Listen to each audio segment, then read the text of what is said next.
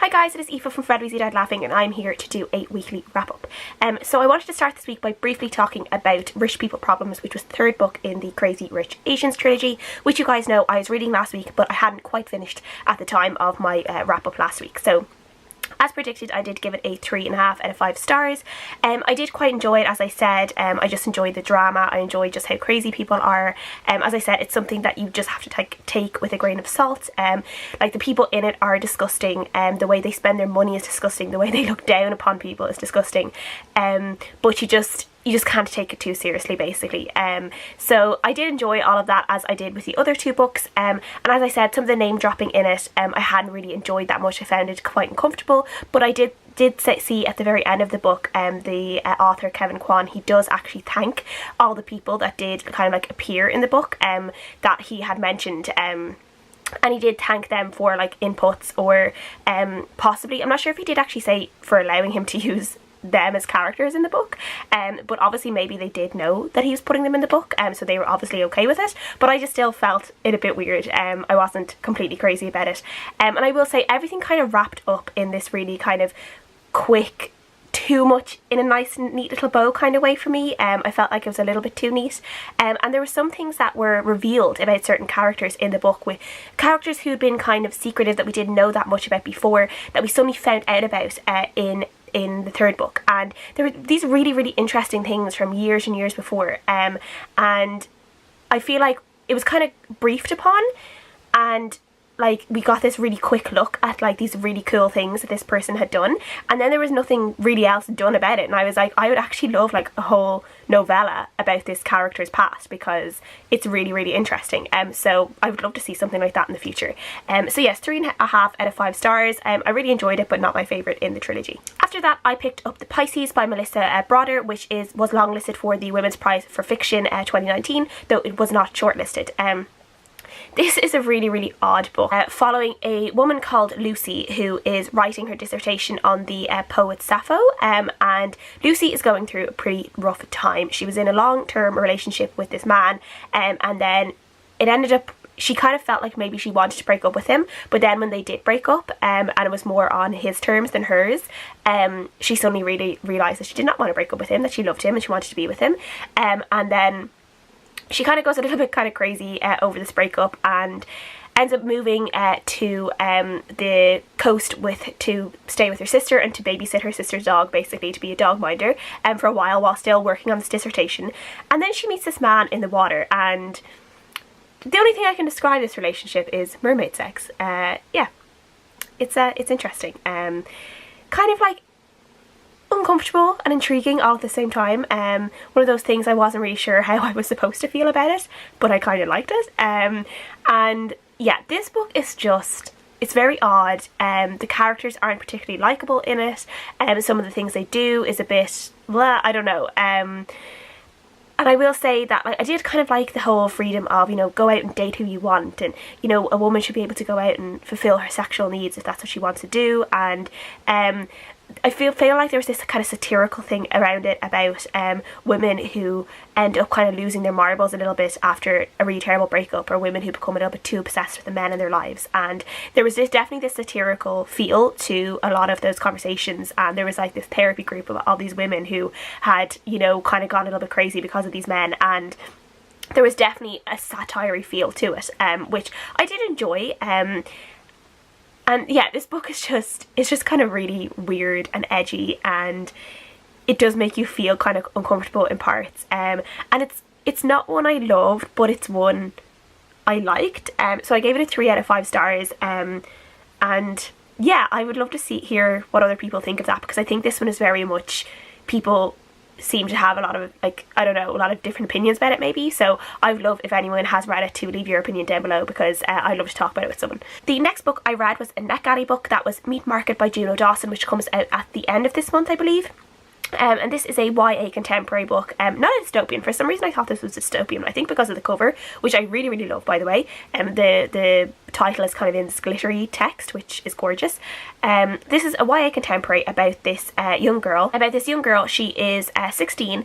Her name is Jana, and she is scouted while she is on, I think she's on a school trip to like a theme park, and she is scouted by this model agency who suddenly becomes this kind of top model really, really quickly.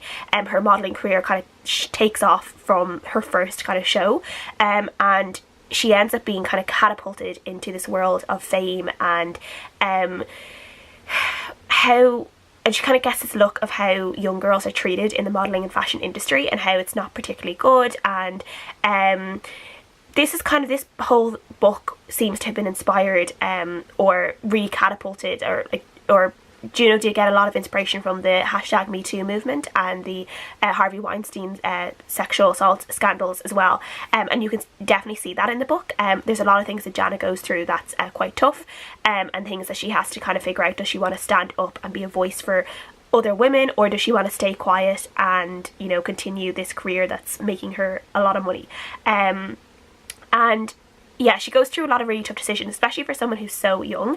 And I will say there are times in this book that can be a little bit frustrating because Jana is so naive, but at the same time she is only 16 years old, and you know, she kind of believes people want to be good to her and have her best interests in heart, and maybe they don't. Juno seemed to have done a lot of research. Said she did about 2 years of research in the fashion industry for this book, and she has like a really nice note before the book starts about her kind of how she investigated this book and how she got like all of her information for it, gathered all her information for it.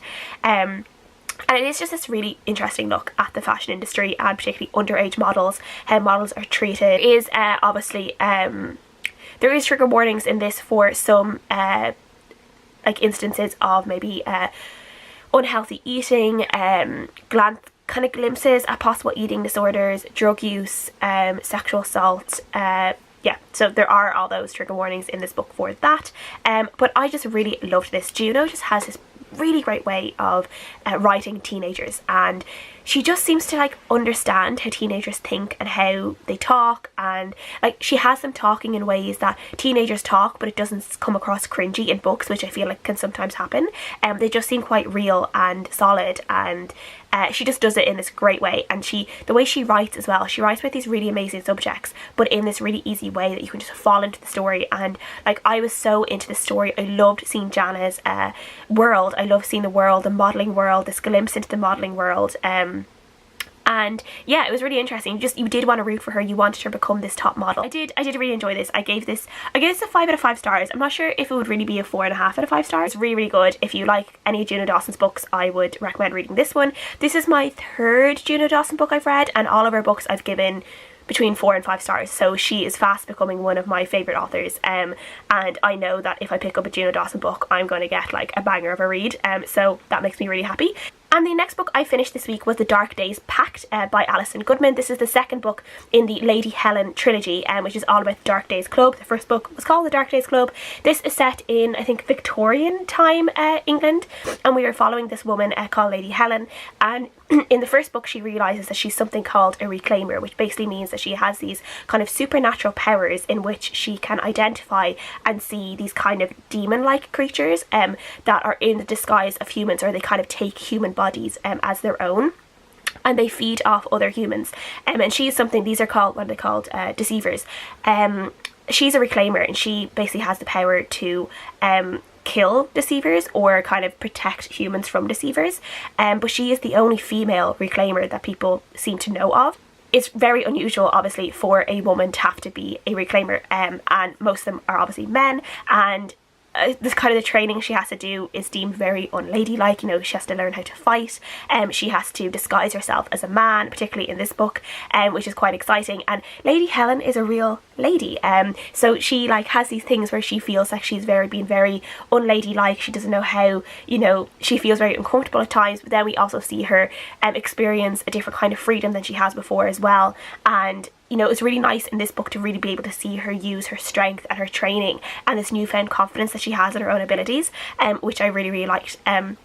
Now, it has been 3 years since I read the first book, The Dark Days Club, so it did take me a little bit of time to kind of get used to what was going on in this book and to remember the characters and to remember what happened in The Dark Days Club. I would have really appreciated a refresher at the start of the book, but obviously not many books have that. So yeah, I would have really, like, it did take me a little bit of time to really kind of get into the groove of the story, but once I did, I was so in love with it. There is this really great kind of chemistry between Lady Helen and another character in it called Carlston, Lord Carlston, who just reminds me of Mr. Darcy, honestly. And there's this such amazing chemistry between them without them hardly even touching. It just like sizzles between them, because obviously the time they're living as well is just, you know, they can hardly even touch like skin to skin, like hand to hand, without it being seeming like it being unseemly.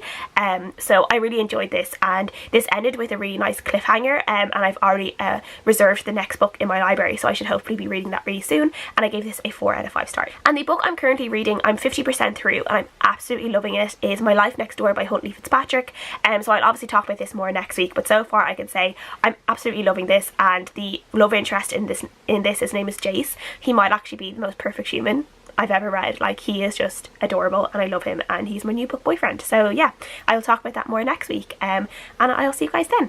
Thank you guys for watching. Please leave me any comments down below, and I'll see you guys in the next video. Bye!